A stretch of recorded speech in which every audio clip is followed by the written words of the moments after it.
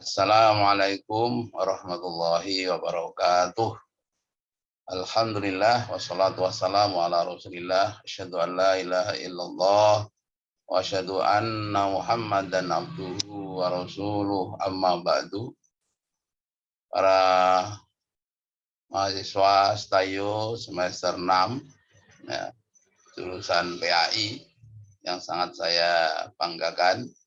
Alhamdulillah kita bisa ketemu lagi pada mata kuliah metodologi pembelajaran agama. Untuk saat sekarang ini kita bertemu pada episode yang kedua. Pada episode yang pertama sudah saya sampaikan pokok-pokok materi apa yang akan kita pelajari selama satu semester ke depan ini. Ya. Sekarang ini kita akan membahas masalah hakikat pembelajaran. Kita awali bersama dengan membaca basmalah ya. Bismillahirrahmanirrahim. Lebih dahulu saya akan kemukakan juga tentang pengertian pembelajaran itu apa. Ya. Dalam kamus bahasa Inggris ada kata learn ya, yang berarti mempelajari. Dan learning ini berarti pengetahuan atau hal-hal yang dipelajari atau pembelajaran. Jadi belajar diorientasikan pada sebuah proses transfer of knowledge yang berlangsung di kelas. Nah, itu belajar. Nah, beda nanti dengan pendidikan. Kalau pendidikan transfer of value ya. Tidak hanya knowledge-nya tetapi juga nilai. Tapi kalau pembelajaran ini penekanannya kepada knowledge. Dulu sudah pernah saya sampaikan bahwa tidak mungkin kita mendidik tanpa mengajar. Tapi kalau mengajar, bisa saja hanya mengajar tanpa melakukan proses pendidikan. Ya, masih ingat kan pada saat kuliah ilmu pendidikan. Lalu bagaimana sebenarnya Islam ya, kaitannya dengan perintah belajar. Ya. Kita bisa menyimak Quran surat Al-Alaq ayat 1 sampai 5. Di sana dikemukakan A'udzubillahi minasyaitonirrajim. Iqra bismi rabbikal ladzi khalaq khalaqal insana min 'alaq. Iqra wa rabbukal akram alladzi 'allama bil qalam. Allamal insana malam ya'lam.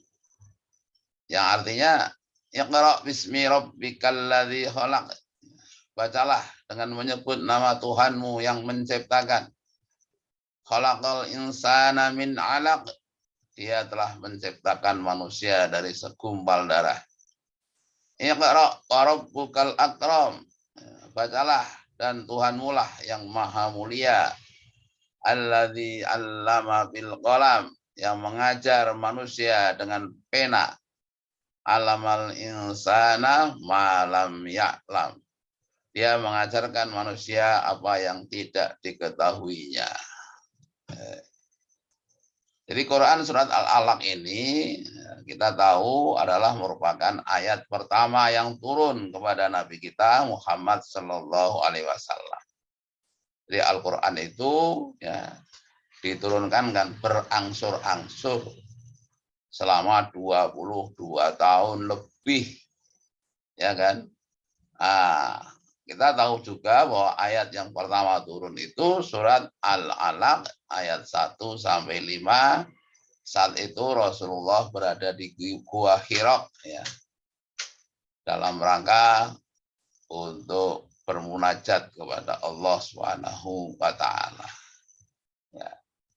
Padahal sebenarnya kalau kita kaitkan ya, dengan tujuan diciptakannya manusia yang tercantum dalam Quran surat Az-Zariyat ayat 56, ya, Allah tegaskan di sana, ya, A'udzubillahi minasyaitonirrajim.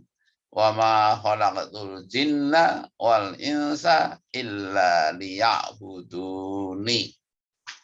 Wa ma khalaqtu, dan aku tidak jadikan, aku tidak ciptakan al jinna, jin, wal insa, dan manusia illa liya'buduni, kecuali untuk menyembahku atau untuk beribadah kepadaku. Logikanya ya ini karena menurut surat Az-Zariyat ini kan tujuan diciptakannya manusia itu untuk beribadah kepada Allah, untuk menyembah Allah. Logikanya ini logika ya. Ayat yang pertama turun itu mestinya adalah perintah untuk menyembah Allah. Ya. Katakanlah wa'budullah, beribadahlah kamu kepada Allah, bukan perintah membaca. Nah, ini menarik sekali ini. Kenapa? Justru ayat yang pertama turun itu adalah perintah untuk membaca. Mengapa? Ya, ini pertanyaan besar ya buat kita sebagai manusia. Nah, setelah kita coba ya, renung-renungkan, ini ternyata apa ayat pertama surat Al-Alaq ayat 1 sampai 5 ini menunjukkan. Yang pertama, belajar sebagai perintah wajib bagi setiap muslim. Karena di sana digunakan fi'il amar, ya, kata kerja perintah, ya, yaitu iqra yang artinya bacalah. Dari kata qara'a yaqra'u, ya. Iqra itu fi'il amrnya, bacalah. Kemudian kita tahu bahwa segala perintah selama tidak ada qarinah yang memalingkannya menunjukkan hukum wajib. Al-aslu fil amri lil wujub. Segala perintah itu asalnya adalah wajib. Selama tidak ada qarinah atau alasan yang memalingkan dari hukum wajib. Sedangkan setelah kita cari-cari, ternyata tidak terdapat perintah atau keterangan yang memalingkan perintah wajibnya ini. Maka dapat diambil kesimpulan bahwa ya, belajar itu ya, adalah menjadi kewajiban bagi setiap muslim. Ya. Walaupun yang diperintahkannya ini Nabi Muhammad, iqra itu tidak iqra'u begitu ya, tidak jamak, tapi maksudnya untuk disampaikan juga kepada umat manusia, para pengikut-pengikutnya termasuk kita. Yang kedua, ya, belajar sebagai jendela menuju dunia pengetahuan. Kita bisa lihat ya lanjutannya ayat tadi, bismi rabbikal ladzi khalaq, Tuhan yang menciptakan. Nah, ini menciptakan apa? Dunia dengan segala isinya. Artinya kita diperintahkan untuk mengetahui dunia seisinya ini, yang itulah tercantum dalam kata pengetahuan. Jadi belajar sebagai jendela untuk menuju dunia pengetahuan. Jendela yang ketiga ya. Jendela belajar adalah membaca lewat tulisan yang tergores oleh pena. Alladzi 'allama bil qalam. Yang mengajarkan dengan pena. Jadi belajar adalah ya ini menarik sekali ini ya. Belajar itu dengan membaca. Yang dibaca apa? Yang paling utama ya tulisan-tulisan itu. Di samping juga belajar dari fenomena alam semesta. Belajar yang keempat ya, belajar adalah merupakan upaya kita ini mengerti hakikat sesuatu sehingga terjadi perubahan pada peserta didik. Kita perhatikan ayatnya, allamal insana ma lam ya'lam, yang mengajarkan manusia apa yang tidak ia ketahui. Jadi belajar itu harapannya adalah ada perubahan dari tidak mengetahui menjadi mengetahui. Nah, inilah ya. Jadi kalau ada pertanyaan, ya, tunjukkan ayat yang menunjukkan bahwa Islam sangat memperhatikan masalah pembelajaran, masalah mengajar.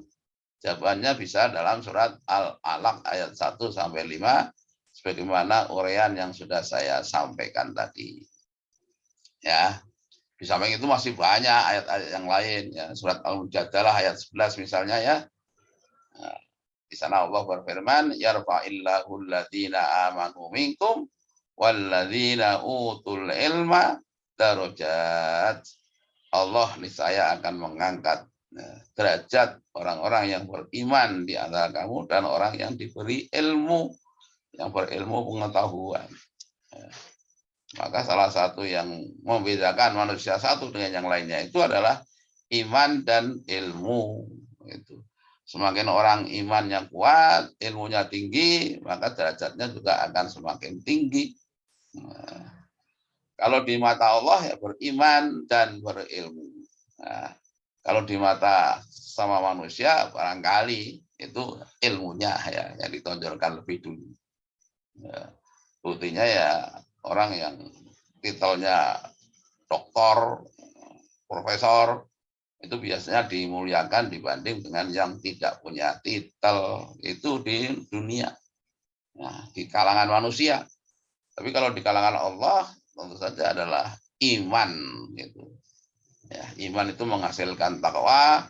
Ya, dalam surat Al-Hujurat ditegaskan inna akramakum indallahi atqakum. Sesungguhnya yang paling mulia di sisi Allah di antara kamu ialah yang paling bertakwa. Gitu. Oke, itu uraiannya ya tentang surat Al-Alaq ayat 1 sampai 5. Kemudian kita lihat ya, subjudul baru. Ada 7 ciri interaksi pembelajaran itu. Jadi sewaktu kegiatan dikatakan pembelajaran kalau di situ ada 7 ciri. Yang pertama adalah ada tujuan yang jelas yang akan dicapai. Kalau tidak ada tujuannya, bukanlah sebagai proses pembelajaran. Ya, sekarang ini apa tujuannya kita? Ya, yaitu untuk mengetahui tentang metodologi pembelajaran agama. Ya, nanti saya terangkan macam-macam metodenya apa, ya, mengapa pembelajaran harus pakai metode. Nah, itu akan diterangkan masing-masing tujuannya. Lalu yang kedua ada bahan yang menjadi isi interaksi. Ya, misalnya bahannya apa kalau kita mengajarkan Al-Quran? Ya, materinya ya bisa saja buku Iqra, ya, buku Qiraati, buku Al-Barqi, dan lain-lain itu yang menjadi bahan. Ya, ibarat anak, ibu, ya, bubur, itu bubur itu sebagai bahan, ya kan? Nah, lalu tujuannya agar anak bisa kenyang dengan sehat. Ya, lalu anak itu sebagai peserta didiknya. Nah, caranya menyuapi, nah itulah nanti tentang metode. Metode itu cara menyuapinya itu penting juga. Ya. Yang ketiga ada peserta didik yang aktif mengalami. Nah, kalau tidak ada peserta didiknya, walaupun ada dosennya, ada gurunya, ada bahannya, ada tujuannya, tapi peserta didik nggak ada, ya tidak akan bisa terjadi interaksi pembelajaran. Yang keempat ada guru yang melaksanakan. Ada muridnya, ada bahannya, tapi nggak ada gurunya. Ya nggak bisa jadi juga. Lalu yang kelima ada metode. Metode tadi sudah saya katakan caranya. Ya, misalnya tadi anak, bubur, ibu. Nah, caranya memasukkan bubur ke mulut anak, ke perut anak, nah, itulah yang disebut dengan metode. Metode itu sangat penting. Ya. Dalam bahasa Arab itu dikatakan at-thoriqah ahammu minal maddah. Metode itu lebih penting dari materinya. Ya. Caranya dulang itu lebih penting dari buburnya, walaupun buburnya nggak begitu enak. Tapi kalau caranya dulang itu tepat, akhirnya buburnya itu bisa masuk, pindah ke mulut dan perut anak. Begitu ya, cara itu sangat penting. Lalu yang keenam ada situasi yang subur agar proses interaksi berlangsung dengan baik. Ya, karena pembelajaran itu juga tergantung kepada situasi dan kondisi. Lalu yang ketujuh ada penilaian terhadap hasil interaksi tersebut. seperti kita ini belajar ini, ya, nanti akan ada penilaian. Penilaian yang saya lakukan adalah penelitian setiap selesai pembelajaran. Nanti ada tugas. Kemudian nanti ada UTS, ujian tengah semester. Nanti ada ujian akhir semester.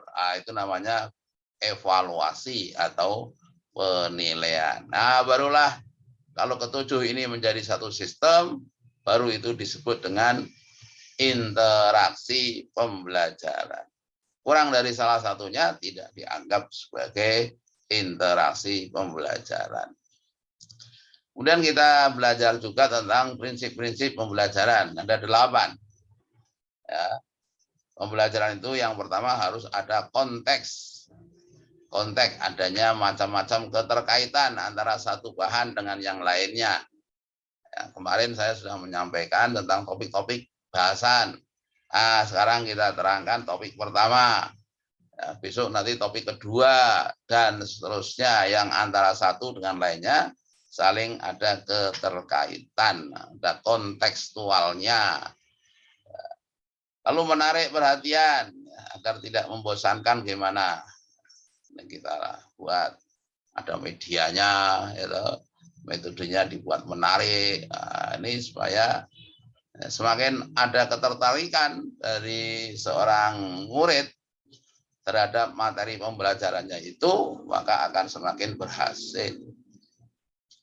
Yang ketiga, memberikan suasana gembira. Ya, jadi belajar itu usahakan dengan suasana yang gembira. Ya, sekarang itu ada istilah PAIKEM. PAIKEM itu pembelajaran aktif, inovatif, kreatif, efektif, dan menyenangkan. Ya, sering saya tambah dengan gembrot. Nah, PAIKEM gembrot, gembrotnya itu adalah gembira dan berbobot. Nah, itu jadi menarik pembelajaran ini. Ya, sehingga kelemahan ini perkuliahan secara daring ini, ya, guru tidak atau kurang kreasinya kurang ya, supaya pembelajarannya menjadi menarik. Ini murid yang tidak tertarik gitu ya sudah nggak bisa jalan. Ya, sulit pembelajarannya ini bisa masuk ke otak. Lalu yang kelima, memperhatikan prasyarat antara satu bahan dengan bahan yang lainnya. Ya, seperti misalnya ilmu tajwid itu harus ada prasyaratnya. Prasyaratnya apa? Anak bisa baca Quran dulu. Bagaimana mungkin kita akan mengajarkan nun mati ketemu ha itu dibaca idhar, nun mati ketemu ya dibaca idgham. Kalau anaknya nggak bisa baca Al-Quran. Saya pernah ditanya oleh seorang ustadz, Pak, gimana caranya mengajarkan ilmu tajwid kepada anak yang belum bisa baca Al-Quran sama sekali? Saya jawab, tidak ada caranya. Caranya ya, mampukan dia baca Al-Quran dulu, baru diajarkan ilmu tajwid. Nah, karena apa? Bisa baca Al-Quran itu menjadi prasyarat begitu untuk belajar tajwid. Ya, demikian pula yang lain, ya, banyak pembelajaran yang saling berkait. Ya. Jadi memperhatikan prasyarat antara satu bahan dengan bahan yang lainnya, yang kemudian akan terjadi apersepsi. Apersepsi itu adalah menyampaikan mata pelajaran baru dengan mengaitkan pelajaran yang lama. Itu namanya bahan apersepsi. Ya, nanti akan kita dalami lebih lanjut itu. Lalu yang keenam, ya, peragaan. Artinya harus mempergunakan alat peraga agar tidak terjadi apa? Agar tidak terjadi verbalisme. Ya. Misalnya kita menerangkan kepada anak tentang sholat. Nah, sholat anak-anak harus pakai ruku, harus pakai sujud. Tapi kita tidak memperagakan. Ruku itu hanya diterangkan secara global aja. Akibatnya anak akan terjadi verbalisme. Nah, misalnya kita menerangkan tentang singa, ya, tentang macan kepada anak, tapi hanya dengan menggunakan ceramah. Ya. Bisa jadi nanti kucing dikira macan, gitu. Karena anak tidak tahu seperti apa sebenarnya wujud macan itu. Dia tahunya verbalisme. Verbalisme itu hafal tapi tidak paham. Nah, itu namanya verbalisme. Lalu juga motoris. Artinya mengajar harus menimbulkan aktivitas motorik peserta didik. Ya, motorik itu gerak tangan, gerak kaki, itu motorik orang nyebut ya, motor gerak. Ya. Lalu yang ke-8 yang terakhir itu adalah perlu dalam belajar itu ada prinsip yang disebut dengan motivasi. Artinya harus membangkitkan dorongan dalam diri peserta didik untuk belajar. Nah, motivasi itu nanti kita terangkan ya, ada motivasi intrinsik, ada motivasi ekstrinsik. Intrinsik itu motivasi yang timbul dari diri anak itu sendiri, dari dalam ya. Ekstrinsik itu atau ekstern gitu ya. Kalau yang tadi ekstrinsik itu intern, itu motivasi yang timbul dari luar ya. Misalnya anak akan lari cepat, kalau diiming-imingi siapa yang bisa lari cepat mendapatkan garis finish yang pertama kali masuk di garis finish, maka akan juara dan dapat hadiah. Hadiahnya 100.000 misalnya, atau hadiahnya kerupuk dan lain-lain. Itu hadiah kerupuk, hadiah uang 100.000, itu namanya motivasi yang dari luar ya. Begitu. Inilah yang pembelajaran hari ini, sampai ini dulu ya.